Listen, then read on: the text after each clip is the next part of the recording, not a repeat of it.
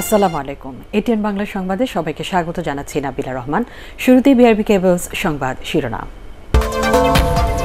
বুধবার থেকে খুলবে অফিস, দোকান ও রেস্টুরেন্ট। পুরো যাত্রী নিয়ে চলবে গণপরিবহন।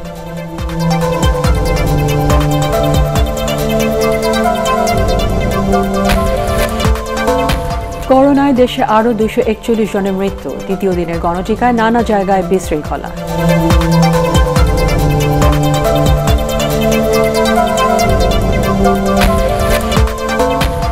বঙ্গবন্ধুর অবর্তমানে আওয়ামী লীগকে দিক নির্দেশনা দিয়ে এগিয়ে নিতেন বঙ্গমাতা, বললেন প্রধানমন্ত্রী।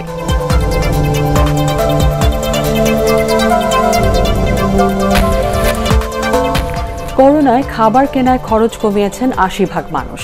ঋণ নিয়ে চলছেন ৬০%। নাগরিক প্ল্যাটফর্মের সেমিনারে তথ্য।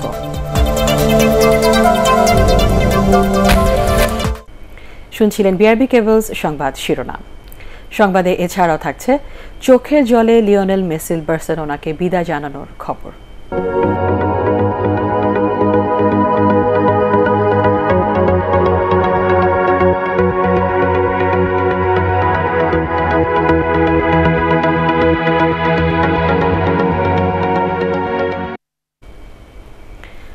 আগামী বুধবার থেকে তুলে নেওয়া হচ্ছে লকডাউনের বিধিনিষেধ। এ সময় স্বাস্থ্যবিধি মেনে খোলা থাকবে সরকারি বেসরকারি অফিস। এবার অর্ধেক নয়, বরং আসনের সমান সংখ্যক যাত্রী নিয়ে চলবে দূরপাল্লার বাস সহ সব ধরনের গণপরিবহন। খোলা থাকবে দোকানপাট, শপিং মল ও রেস্তোরাঁ। আরও জানাচ্ছেন হুমায়ুন চিশতি। গত 1 জুলাই থেকে শুরু হওয়া কঠোর লকডাউন বা বিধিনিষেধ শেষ হচ্ছে 10 আগস্ট মধ্যরাতে।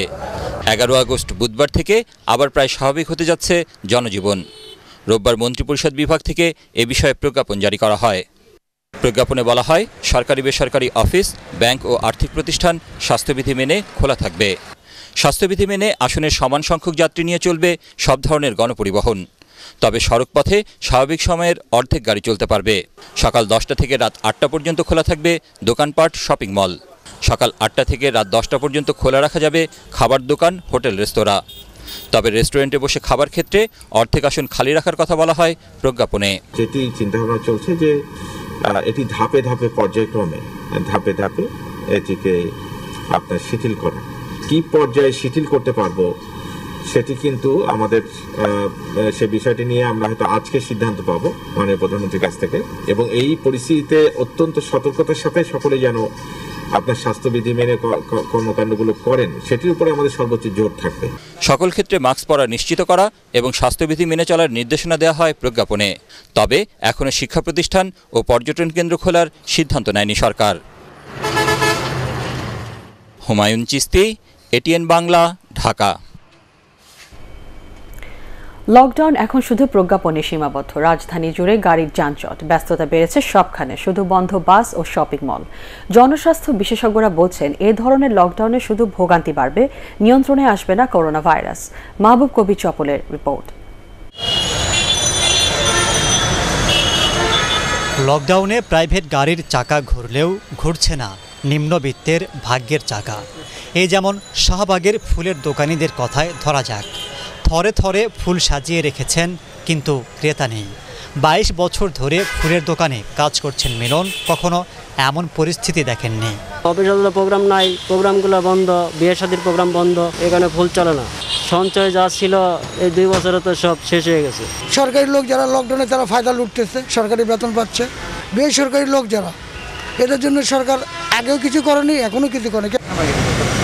লকডাউনে শিল্প কারখানা খোলা থাকলেও বন্ধ শপিং মল, দোকানপাট। বাস না চললেও সড়কে দেদারসে চলছে প্রাইভেট কার। প্রথম দিকে কিছুটা কড়াকড়ি থাকলেও এখন নেই। নির্দেশনা কঠোর অবস্থানে আছে, কিন্তু এখন আপনার সব অফিস খোলা, ব্যাংক খোলা, কলকারখানা খোলা, এই কারণে গাড়ির সংখ্যাটা বেশি। আগামী বুধবার থেকে দোকানপাট ও বাস চালুর ঘোষণা দিয়েছে সরকার। এ অবস্থায় কিভাবে জীবন ও জীবিকার সমন্বয় করে করোনা নিয়ন্ত্রণ সম্ভব তার ধারণা দিলেন এই জনস্বাস্থ্য বিশেষজ্ঞ। এই ধরনের লকডাউনের নামে সীমিত চলাচলের উপর নিয়ন্ত্রণের কার্যকারিতা তেমন থাকবে না। পরীক্ষা করাটা এবার প্রায় রোগী চিহ্নিত করতে পারেন না, বিধায় এটা সংক্রমণ ধারাবাহিকভাবে চলতে থাকে।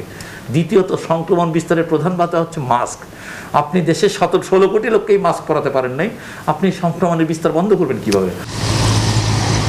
করোনার শুরুর দিকে বিপর্যস্ত ছিল ইউরোপের বিভিন্ন দেশ, কিন্তু ভ্যাকসিন আর সঠিক পরিকল্পনায় সেখানকার পরিস্থিতি এখন প্রায় স্বাভাবিক। উল্টো বাংলাদেশে করোনা পরিস্থিতির ক্রমাগত অবনতি হচ্ছে। তাই শুধু বিচ্ছিন্ন লকডাউন নয়, সঠিক পরিকল্পনা বাস্তবায়নের পরামর্শ দিচ্ছেন বিশেষজ্ঞরা। মাহবুব কবির চপল, এটিএন বাংলা, ঢাকা। দেশে করোনা ভাইরাসে মারা গেছেন আরও 241 জন। এই নিয়ে মৃতের সংখ্যা বেড়ে দাঁড়ালো 22,652 জনে। ঢাকা বিভাগে মৃত্যু হয়েছে শতাধিক। 42,000 নমুনা পরীক্ষায় করোনা শনাক্ত হয়েছে 10,299 জনের দেহে। স্বাস্থ্য অধিদপ্তরের সংবাদ বিজ্ঞপ্তিতে এসব তথ্য জানানো হয়। মইনুল আহসানের রিপোর্ট। সংক্রমণের হার কিছুটা কমে আসলেও করোনায় প্রাণহানির সংখ্যা এখনো প্রতিদিন 250-র কাছাকাছি। সবশেষ এই ভাইরাস প্রাণ কেড়ে নিয়েছে আরও 241 জনের। এর মধ্যে ঢাকা বিভাগের সর্বোচ্চ 105 জন, চট্টগ্রাম বিভাগে মারা গেছেন 59 আর খুলনায় 30 জন।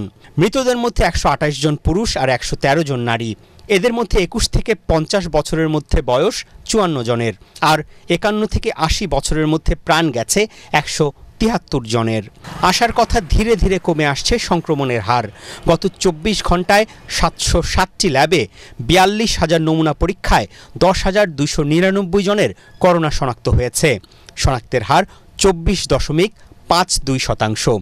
এর মধ্যে ঢাকায় শনাক্ত হয়েছে 3,358 জন। স্বাস্থ্য অধিদপ্তরের তথ্য অনুযায়ী করোনা থেকে সুস্থ হওয়ার হারও বেড়েছে। সবশেষ 24 ঘন্টায় করোনা থেকে 16,627 জন সুস্থ হয়েছেন। মইনুল আহসান, এটিএন বাংলা, ঢাকা। সারা দেশে দ্বিতীয় দিনের মতো শেষ হলো গণটিকা কার্যক্রম। কেন্দ্রে গিয়ে টিকা না পাওয়ায় বিশৃঙ্খলা সৃষ্টি হয় ফরিদপুর ও নারায়ণগঞ্জ সহ বেশ কয়েকটি জায়গায়। তবে বেশিরভাগ স্থানে ব্যাপক উৎসাহ নিয়ে টিকা নেন সাধারণ মানুষ। আদিন সজীবের রিপোর্ট। 8 ঘন্টা বাইক ড্রাইভ করে টিকা নেওয়ার জন্য ফরিদপুরে আসছি। আজকে বলে আপনার পরে টিকা নেই। ফরিদপুরে টিকাদান কর্মসূচির দ্বিতীয় দিনে ভ্যাকসিন না পেয়ে এভাবেই ক্ষোভ প্রকাশ করেন সাধারণ মানুষ। টিকা সংকটের কারণে এদিন শতাধিক মানুষ কেন্দ্র থেকে ফিরে যান, অথচ আগের রাতে মেসেজ দেয়া হয় টিকা নিতে। গতকাল মেসেজ আসছে আজকে টিকা পাবো, আজকে টিকা দিতে আসছে এখন সেন্টারে। এখন এরা বলতেছে যে আমাদের কাছে টিকা শেষ হয়ে গেছে। গতকালকে আসছি, বলো মেসেজ নাই, দেওয়া যাবে না। ভালো কথা, রাত্রে মেসেজ আছে, আজকে আসছে, এখন বলতে টিকা শেষ। জেলা civil surgeon doctor Siddiqur Rahman জানান, গণটিকা কার্যক্রমের কারণে তাদের কাছে থাকা টিকা শেষ হয়ে যাওয়ায় অনেককেই টিকা দেয়া সম্ভব হয়নি।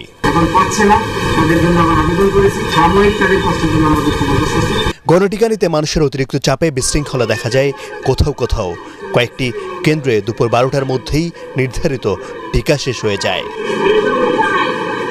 নাটোর জেলার 16টি ইউনিয়নে করোনার টিকা নিতে নারী পুরুষের উপচে পড়া ভিড়। প্রতিটি কেন্দ্রে সর্বোচ্চ 600 টিকা নির্ধারিত থাকলেও সেখানে মানুষের উপস্থিতি হাজার ছাড়িয়ে যায়।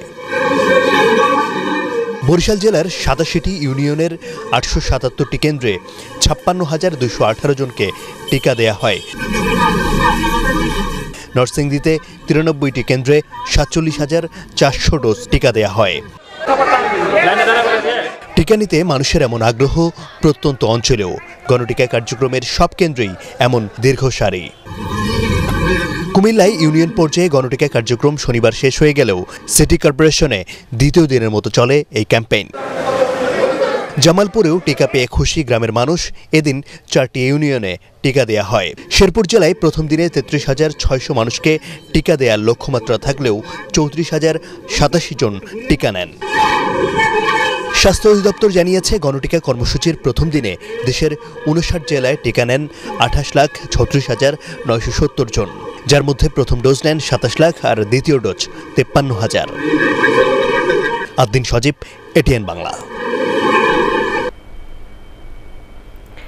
প্রতিটি আন্দোলন সংগ্রামে বঙ্গবন্ধুর পাশে থেকে বঙ্গমাতা বেগম ফজিলাতুন্নেসা মুজিব সব ধরনের সহযোগিতা করতেন বলে মন্তব্য করেছেন প্রধানমন্ত্রী শেখ হাসিনা। দেশের বিশিষ্ট 5 নারীকে বঙ্গমাতা ফজিলাতুন্নেসা মুজিব পদক প্রদান অনুষ্ঠানে তিনি এ মন্তব্য করেন। এ সময় প্রধানমন্ত্রী বলেন, বঙ্গবন্ধুর অবর্তমানে দলকে দিক নির্দেশনা দিয়ে এগিয়ে নিতেন বঙ্গমাতা। আপেল মাহমুদের রিপোর্ট।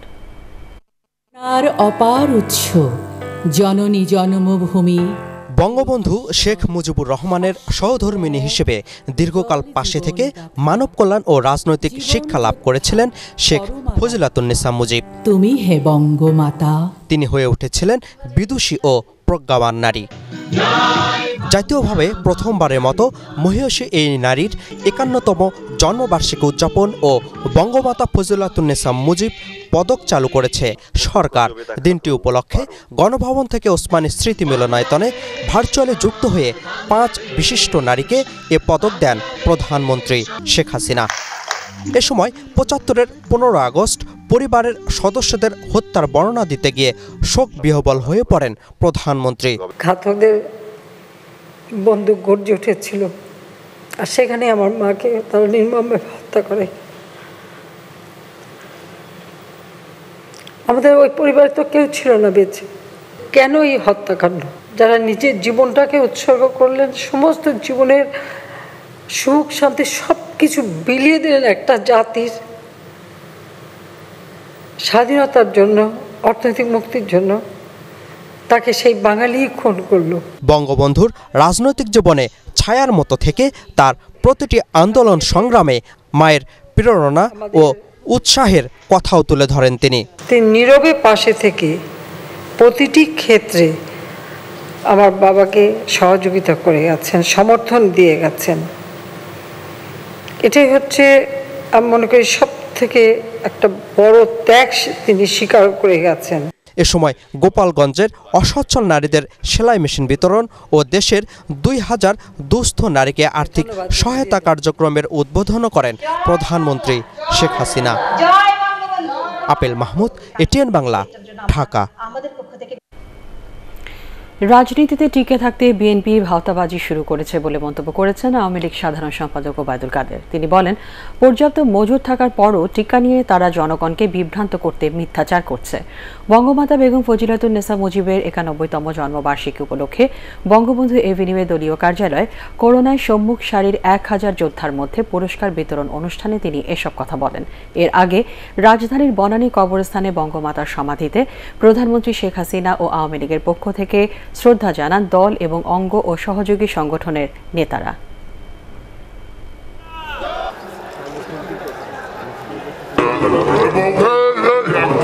বিএনপির মহাসচিব রাজনীতিতে টিকে থাকার জন্য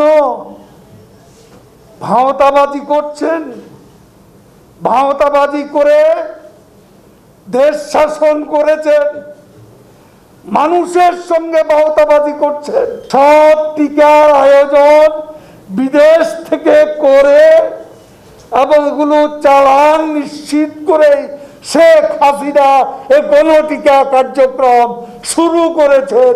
এখানে কোনো ভাওতাবাজি নেই।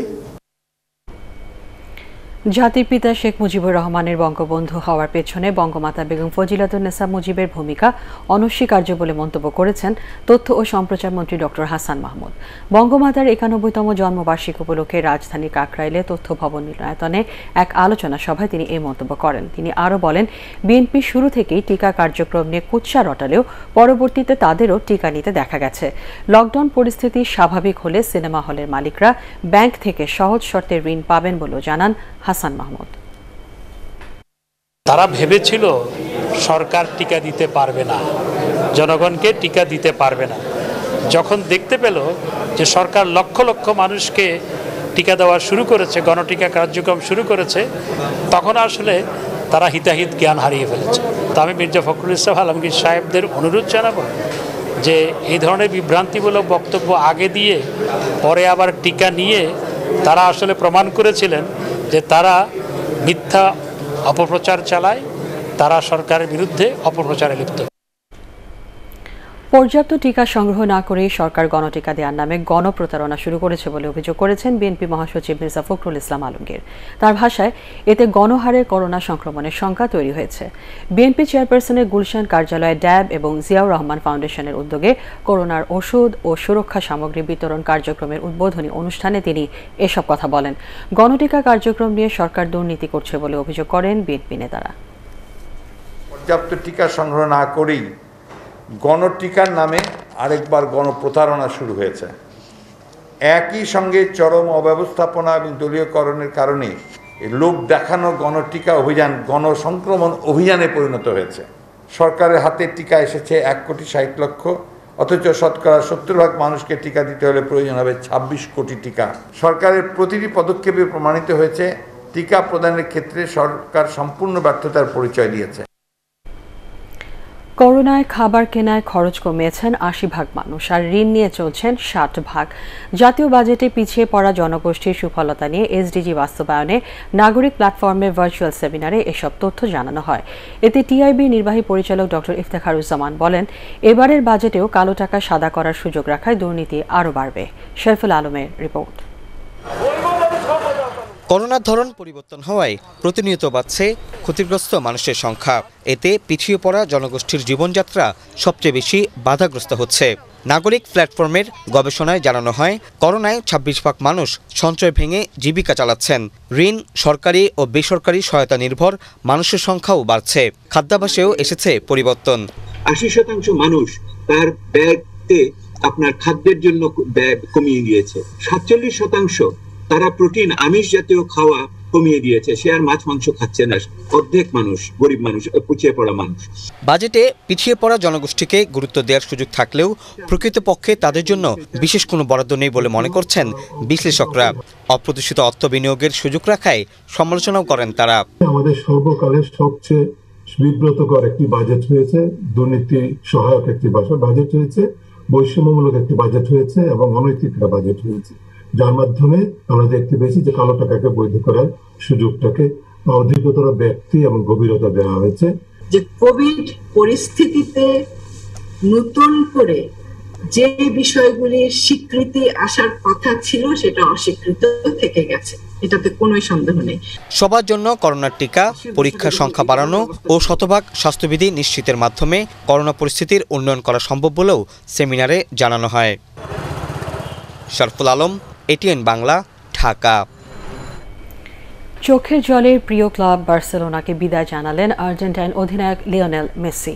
কাতালান ক্লাবে বিদায়ী সংবাদ সম্মেলনে আবেগ ঘন বক্তব্যে তিনি বলেন, এভাবে শেষ বলতে হবে কখনোই ভাবিনি। পরবর্তী গন্তব্য নিয়ে সাংবাদিকদের প্রশ্নের জবাবে এখনও কোনো সিদ্ধান্ত নেননি বলে জানান লিওনেল মেসি। এসএম আশরাফের রিপোর্ট।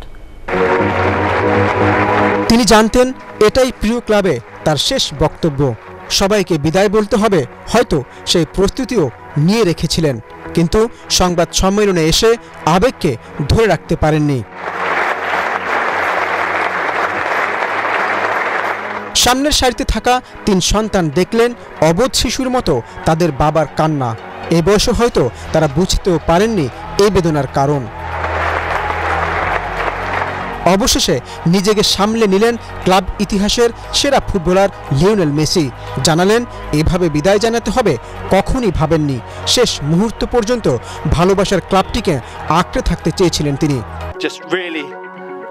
আমি কখনোই ভাবিনি এভাবে বিদায় নিতে হবে। এখানকার সবাইকে মনে থাকবে।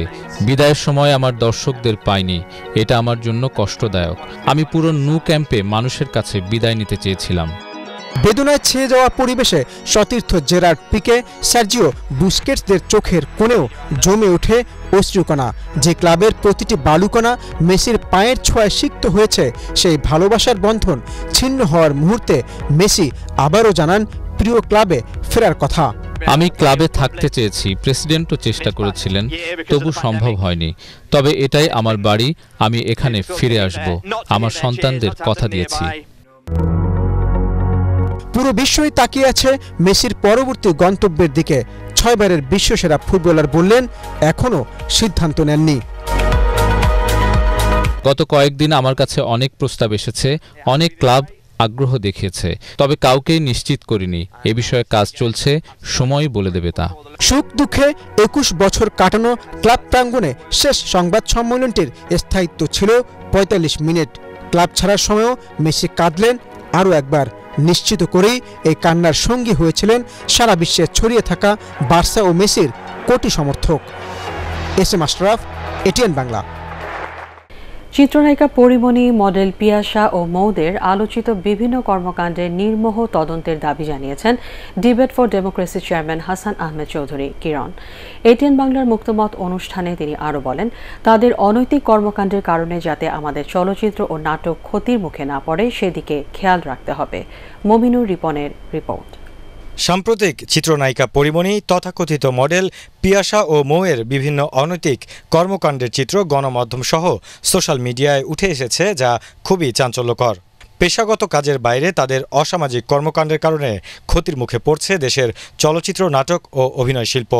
এটিএন বাংলায় আয়োজিত মুক্তমত অনুষ্ঠানে বর্তমান সময়ের বিষয়গুলো নিয়ে আলোচনা করেন হাসান আহমেদ চৌধুরী কিরণ ও সাবেক আইজিপি AKM শহীদুল হক। কোথায় থেকে মাদক আসে, কোথায় থেকে অবৈধ মদ আসে, কারা এই ধরনের অসামাজিক কর্মকাণ্ডে লিপ্ত, কারা রাতের পার্টি করে বলে অভিযুক্ত করা হয়, সেটা যদি আমরা প্রাথমিক পর্যায়ে আমরা শেষ করতে না পারি, তাহলে এই বাসা বাড়িতে গিয়ে কিন্তু আমরা এই ধরনের মাদক বা এই ধরনের মদকে আমরা নিয়ন্ত্রণ করে আমার সুষ্ঠু সমাজ ব্যবস্থাপনার দিকে আমরা দেশকে ধাবিত করতে পারবো না। যখন কোনো কমপ্লেন পায় তখনই অভিযান চালায়।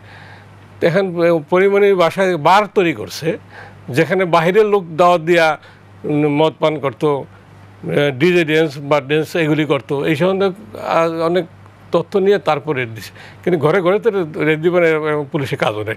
তাছাড়া এসব ঘটনা তদন্তে আইন শৃঙ্খলা বাহিনীর নিরপেক্ষতার উপর গুরুত্ব আরোপ করেন অনুষ্ঠানের সঞ্চালক হাসান আহমেদ চৌধুরী কিরণ। এই ধরনের সম্পৃক্ততা তদন্ত কর্মকর্তা হয়ে একজন অভিযোগকারীর বিরুদ্ধে আমাদের সাধারণ জনগণের মধ্যে এক ধরনের মিশ্র প্রতিক্রিয়া তৈরি হতে পারে। যে কোনো ক্ষেত্রে যিনি তদন্ত কর্মকর্তা হবেন তিনি একেবারে নির্লোভ নির্লিপ্তভাবে তার তদন্ত কাজ করবেন বলে আমরা আশা করি। এডিসি সাকলানের সাথে যখন পরিমণির সম্পর্ক হয় তখন পরিমণি ছিল কিন্তু মামলার বাদী, সে কিন্তু আসামি ছিল না। বাদীর সাথে আয়ুর বা তদারকি অফিসারের সক্ষতা থাকতেই থাকে, এটা হবে আমরা সবসময় সে দিয়েছি। কিন্তু অনৈতিক সম্পর্ক হবে এটা তো অসদাচরণ, এটা মিসকন্ডাক্ট, এবং তার জন্য তাকে জবাবদিহিতা আনা হচ্ছে এবং ব্যবস্থা নেওয়া হচ্ছে। তাকে তো ছাড় দেওয়ার কোনো সুযোগ নেই। এছাড়া আলোচনায় অংশ নিয়েছিলেন ঢাকা বিশ্ববিদ্যালয়ের অপরাধ বিজ্ঞান বিভাগের চেয়ারপারসন খন্দকার ফারজানা রহমান। মমিনুর রিপন, এটিএন বাংলা, ঢাকা। বাঙালি জাতির অধিকার প্রতিষ্ঠায় বঙ্গমাতা বেগম ফজিলাতুন্নেসা মুজিবের অনন্য ভূমিকা ছিল বলে মন্তব্য করেছেন জাতীয় সংসদের স্পিকার ডক্টর শিরিন শারমিন চৌধুরী। তিনি বলেন, বঙ্গবন্ধু কারাগারে থাকাকালীন বঙ্গমাতা তার তীক্ষ্ণ বুদ্ধি ও মেধার জোরে দেশের আন্দোলন সংগ্রাম ও ছাত্রলীগকে এগিয়ে নিতে কাজ করে গেছেন। বঙ্গমাতার ৯১তম জন্মবার্ষিকী উপলক্ষে রংপুরের পীরগঞ্জ উপজেলা অডিটোরিয়ামে আয়োজিত আলোচনা সভায় ভার্চুয়ালি যুক্ত হয়ে স্পিকার এসব কথা বলেন।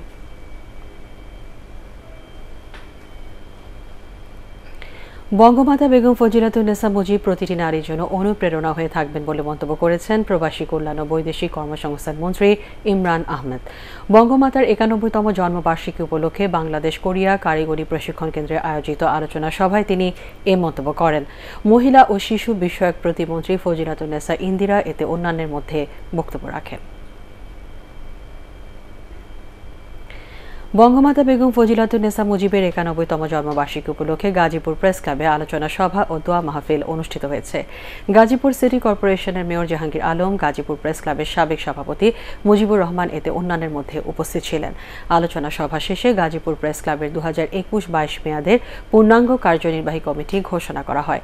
এতে এটিএন বাংলার জেলা প্রতিনিধি মাজহারুল ইসলাম মাসুমকে সভাপতি ও যুগান্তরের স্থানীয় প্রতিনিধি শাহ শামসুল হক রিপনকে সাধারণ সম্পাদক ঘোষণা করা হয়।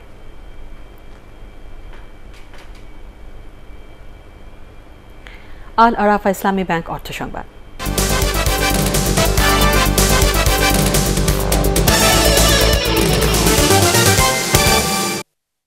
ব্রাহ্মণবাড়িয়ার আখাউড়া স্থলবন্দর দিয়ে প্রথমবারের মতো শুরু হলো ভারত থেকে গম আমদানি। প্রথম চালানে আনা হচ্ছে ১৩২০ মেট্রিক টন গম। এর মধ্যে আজ ৩০টি ট্রাকে অন্তত ৬০০ মেট্রিক টন গম দেশে প্রবেশ করে। আগামীকাল আসবে চালানের বাকিটুকু। বুধবার একই পরিমাণের দ্বিতীয় চালান দেশে আসবে বলে জানিয়েছে আখাউড়া স্থলবন্দরের CNF agent Adnan trade international. এটি আমদানি করছে রাজশাহীর বিসমিল্লাহ ফ্লোর মিল। এবার পার্টেক্স খেলার খবর।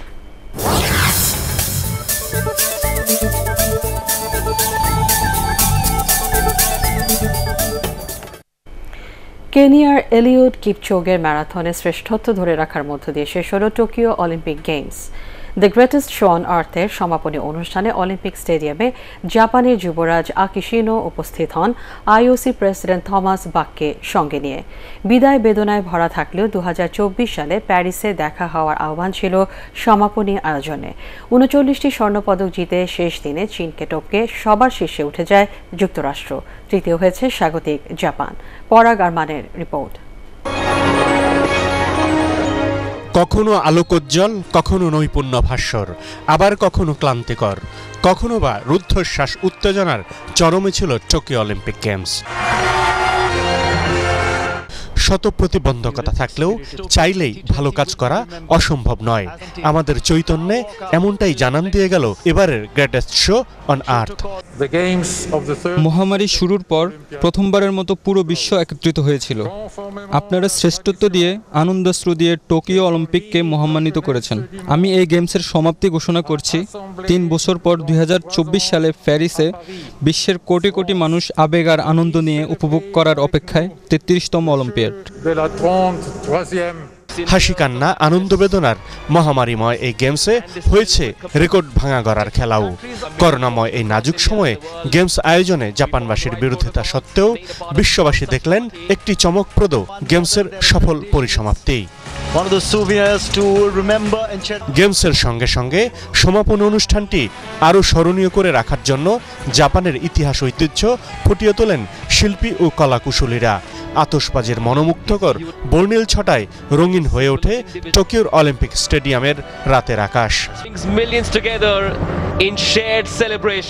নাওমি ওসাকা যে গেমসের মশাল জ্বালিয়েছিলেন, বিশ্বব্যাপী 17 দিন আনন্দ লহরী ছড়িয়ে সেই গেমসের পর্দা নামলো এবার। অ্যাথলেটরা আশায় বুক বাঁধবেন 2024 সালে প্যারিস অলিম্পিকের জন্য, যেখানে নিজেদের পারফরম্যান্সে তাক লাগিয়ে দেবেন বিশ্বকে।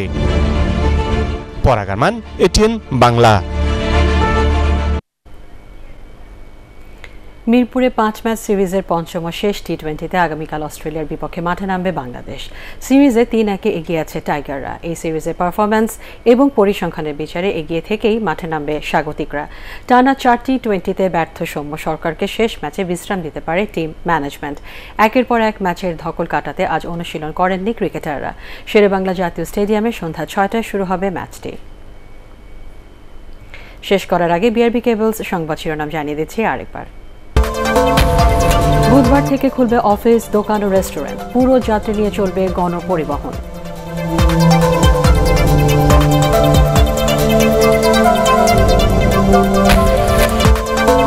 করোনায় দেশে আরও 241 জনের মৃত্যু। দ্বিতীয় দিনের গণটিকায় নানা জায়গায় বিশৃঙ্খলা।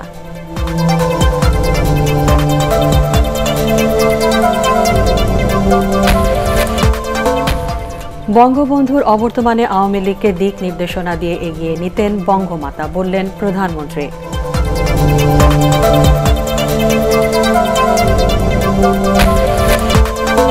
করোনায় খাবার কেনায় খরচ কমিয়েছেন 80% মানুষ। ঋণ নিয়ে চলছেন 60%। নাগরিক প্ল্যাটফর্মের সেমিনারে তথ্য।